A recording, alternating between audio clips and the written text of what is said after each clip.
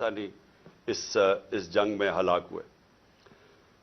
اب آ جائیں 2018 میں ہماری گورنمنٹ آ جاتی ہے، ہم فیسیلیٹیٹ کرتے ہیں افغان طالبان کے ساتھ بات چیت اور امریکن اور افغان طالبان کے بیچ میں بات چیت۔ ہم کوشش کرتے ہیں کیونکہ ہمارا انٹرسٹ تھا وہاں امن ہوگا تو پاکستان میں اس کا فائدہ ہوگا، کیونکہ اس وقت جو پچھلی افغان گورنمنٹ تھی وہ پرو پاکستان نہیں تھی، وہ پرو انڈیا تھی، اور وہ حکومت ہمیں کوئی ہیلپ نہیں ملتی تھی جب یہاں پاکستان سے تین گروپس آپریٹ کر رہے تھے، افغانستان اٹیک کرتے تھے تو وہ نہیں روکتے تھے۔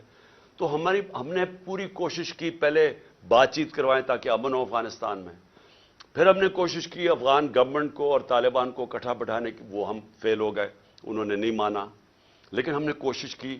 ہم نے دونوں اس گورنمنٹ سے بھی بات کر رہے تھے، میں گیا بھی کابل جب پریزیڈنٹ غنی تھے، تو صرف کوشش کی کہ ہم کسی طرح یہاں امن پیدا کریں۔ تو جب پچھلی 2021 کی گرمیاں، اب میں صرف آپ کو اس لیے تفصیل بتا رہا ہوں تاکہ آپ کو پتا ہو آج جو ہو رہا ہے اس کے پیچھے بیک گراؤنڈ کیا تھی۔ 2021 میں گرمیوں میں مجھے خوف آنا شروع ہو گیا جب امریکیوں نے ڈیٹ اناؤنس کی وڈرال کی افغانستان میں، مجھے خوف آنا شروع ہو گیا کہ یہاں خانہ جنگی ہوگی افغانستان میں، اور ہماری ISI نے ہمیں پوری بریفنگ دی کہ 3 لاکھ فوج ہے افغانستان کی، اور جیسے ہی وڈرال اگر یہ جب امریکہ جائیں گے تو یہ 3 لاکھ فوج اور 60-70 ہزار صرف طالبان ہیں، تو یہاں تو خانہ جنگی شروع ہو جائے گی۔ تو ایک خوف تھا کہ جب وہاں خانہ جنگی شروع ہوگی تو اس کا فال آؤٹ پاکستان میں بھی آئے گا۔ ایک یہ خوف تھا کہ امریکہ ہمیں ہمارے پہ سینکشنز لگا دیں، کیونکہ وہ پہلے ہی کہہ رہے تھے کہ پاکستان کی وجہ سے ہم نہیں جیتے افغانستان میں۔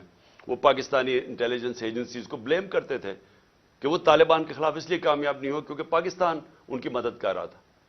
تو ڈر یہ تھا کہ ایک دفعہ سول وار شروع ہو گئی تو انہوں نے سارا ملبہ ہمارے پہ ڈال دینا۔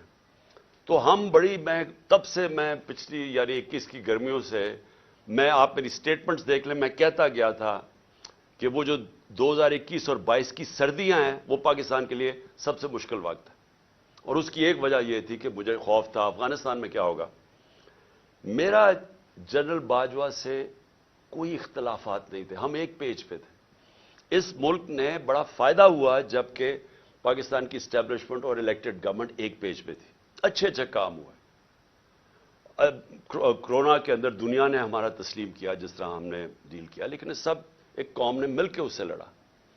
اس کے بعد ٹڈی بھی تھی، اس کا ایک آیا وہ بھی، اس پہ بھی بڑا ہمیں خوف تھا۔ تو ہر چیز میں اس وقت ہم اکٹھے چل رہے تھے۔ اختلاف پہلا یہ ہوا کہ ایکسٹینشن کے بعد جنرل باجوہ نے بار بار ہمیں کہا کہ NRO ان کو NRO دے دو اور یہ اکاؤنٹیبلٹی سے پیچھے ہٹ جاؤ اور نیب کو چینج کر دو، جو اب نیب ہے۔ یعنی نیب کو لاز کو امینڈ کرنا یہ تب سے شروع ہو گیا تھا کہ جیسے آپ امینڈ کریں گے تو یا پولیٹیکل سٹیبلٹی آ جائے گی، بیسکلی ان کو NRO دے دو، جو ہم نے ریفیوز کر دیا۔ میں نے میٹنگ بھی تھی، ایک ہوئی تھی جس میں میرے سینئر منسٹرز بیٹھے تھے، جنرل باجوہ نے یہ تجویز دی، ہم نے کام نہیں کرتے، کیونکہ میں تو آیا ہی پالیٹکس میں 26 سال پہلے تھا رول آف لا کے لیے اور انصاف، اور اگر انصاف نہیں ہوتا تو کرپشن ہوتی ہے۔